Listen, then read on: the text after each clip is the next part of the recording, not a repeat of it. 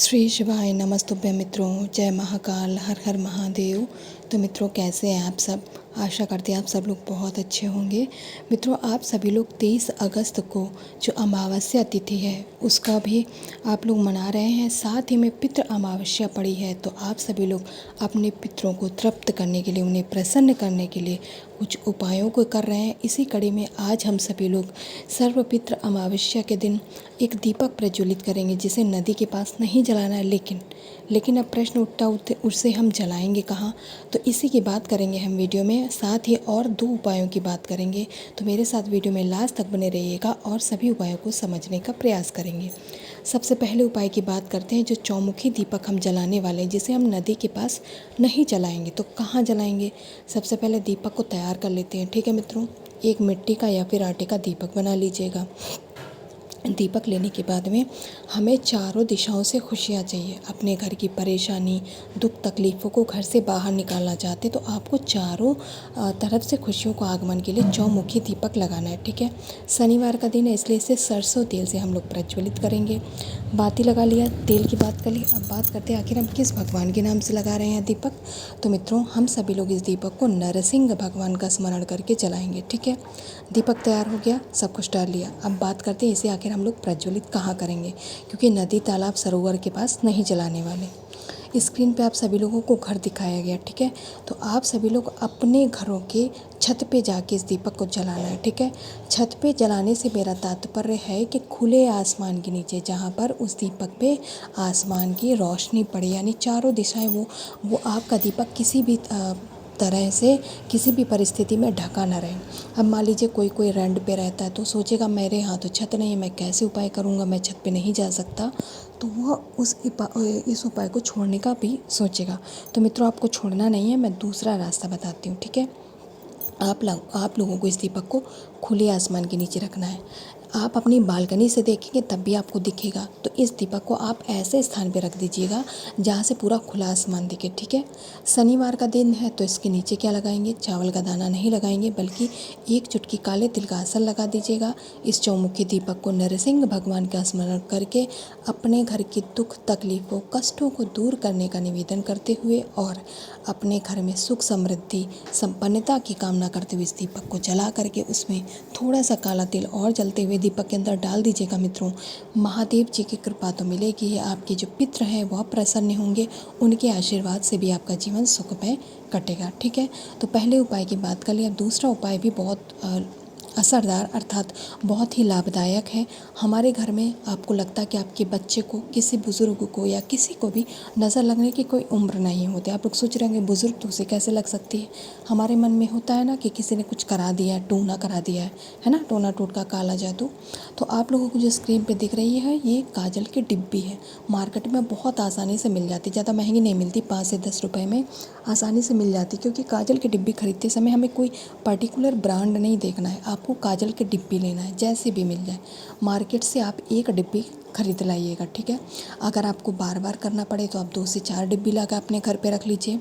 काजल के डिब्बी लेके आएंगे जिस व्यक्ति के लिए आपको लग रहा है कि इसे किसी ने कुछ करा दिया। ठीक है, ज़रूरी नहीं कि बच्चा हो, मैं केवल यहाँ पे स्क्रीन में इमेज समझाने के लिए लगा रही हूँ। ऐसा नहीं है कि आप यह उपाय केवल बच्चे के लिए ही कर सकते हैं। जो भी व्यक्ति आपके घर में आपको लगता है कि इसे किसी ने कुछ करा दिया है या परेशान रहता है, बीमार रहता है, तो आप क्या करिएगा, उसकी नज़र उतारना है। कैसे उतारेंगे? उस व्यक्ति के पास जाएंगे जिसके लिए आपको लग रहा है। ठीक है, इस काजल के डिब्बी को लेके जाएंगे, अपने दाहिने हाथ में इस डिब्बी को रख लीजिएगा। रख लिया? ठीक है, अब क्या करना है, उस व्यक्ति को खड़ा कर दीजिएगा, उसके सिर से लेके पैर तक सुई की दिशा में 21 बार घुमाना है इसको। ठीक है, कितनी बार घुमाएंगे मित्रों? सुई की दिशा में आपको उस बच्चे के या जिस भी व्यक्ति के लिए आपको लग रहा है 21 बार घुमा लीजिएगा। घुमाने के बाद में अब इस डिब्बे को लेंगे, जिस व्यक्ति के सिर से पैर तक उतारा है उस व्यक्ति को घर के बाहर मत आने दीजिएगा, अन्यथा जब आप यह उपाय करें वह व्यक्ति आपको देखने ना पाए। अब आपको जाना है आपके घर के पास में कोई भी हरा भरा वृक्ष हो, कोई भी XYZ, कोई भी नीम, पीपल, बरगद, वट, कोई भी पेड़ हो, आम का भी हो। ठीक है, वहाँ पर जाना, बस हरा होना चाहिए, सूखा नहीं होना चाहिए। वहाँ पे जाएंगे, उस पेड़ के नीचे आपको पहले तो वैसे तो इसको ऐसे ही फेंक के चले आना है। मान लीजिए आपको लगता है कोई बच्चा ले लेगा, आपका उपाय खंडित ना हो जाए, तो आप क्या करिएगा, थोड़ी सी मिट्टी खोद करके और काशी विश्वनाथ महादेव जी के नाम से उसी पेड़ के नीचे इस काले वाले डिब्बे को, जो काजल की डिब्बी है, उसे दबा करके चले आइएगा मित्रों। उस बच्चे की, उस व्यक्ति का, जो भी आपको लगता है कि किसी ने कुछ करा दिया है या काली नज़र, टोना टोटका जो भी है, वो पूरा जड़ से समाप्त हो जाएगा। वो जो बीमार रहता है, बात बात पे चौंक जाता है सोते हुए, वो सारी परेशानी आपकी ख़त्म हो जाएंगी और वह बच्चा या वो जो व्यक्ति है वह स्वस्थ हो जाएगा पहले की तरह।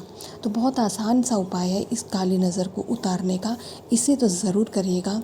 इस शनिवार की अमावस्या तिथि पर आपके घर में जो भी बुरी नज़र है वह घर से दूर चली जाएगी। ठीक है, दोनों उपायों की बात हमने कर ली और मैं आशा करती हूँ आप लोग यह 2 उपाय समझ गए होंगे। अब चलिए वीडियो में अपने तीसरे और अंतिम उपाय की बात करते हैं। उससे पहले जो लोग मेरे चैनल पे पहली बार आए हैं, मेरी आवाज़ पहली बार सुन रहे हैं, वो चैनल को सब्सक्राइब और वीडियो को लाइक करना बिल्कुल भी मत भूलिएगा मित्रों। इससे मैं जो आप लोगों की कंटेंट बनाती हूँ, आप लोगों को समय पे उसका नोटिफिकेशन मिल जाएगा। ठीक है, आज हम सभी लोग जो तीसरा और अंतिम उपाय करने वाले हैं वो है हमारी इच्छाओं को पूरा करने का उपाय। हालांकि इच्छाएं पूरी नहीं होती, क्योंकि आज हमारी इच्छा है, मान लीजिए हाँ, आज हमारी इच्छा है कि मैं कुछ मीठा खाऊं, तो ज़रूरी नहीं कि कल हम मीठा ही खाएंगे। आपने मीठा खा लिया, आपके मन को संतोष हुआ, लेकिन अगले ही पल क्या पता आपको कड़ू या खट्टा खाने का मन करे। तो ऐसे ही हमारी बहुत सारी इच्छाएं होती हैं, लेकिन उन्हें पूरा करने का हम प्रयत्न ज़रूर कर सकते हैं। एक अक्षत चावल का दाना लीजिएगा। इसके साथ ही शनिवार का दिन है, बेलपत्र लेना नहीं भूलेंगे। कितने लेंगे मित्रों? एक बेलपत्र, एक अक्षत चावल का दाना लेने के बाद में अब आप सभी लोग अपने घर का ले लीजिएगा तांबे का एक कलश, जिसमें लेंगे हम अपने घर का शुद्ध जल। और अमावस्या का दिन है तो गंगा जल डालना नहीं भूलेंगे। कितना लेंगे? थोड़ा सा, बहुत ज़्यादा नहीं लेना है हमें, थोड़ा सा गंगा जल डालेंगे, जल लीजिएगा। इसके बाद में इस कलश को उठाइएगा। ठीक है मित्रों, जो बेलपत्र, एक अक्षत चावल का दाना लिया है उसे भी उठाइएगा और लेकर के कहाँ पहुँच जाएंगे? अपने इष्ट, अपने आराध्य भगवान शंकर के शिवलिंग के पास।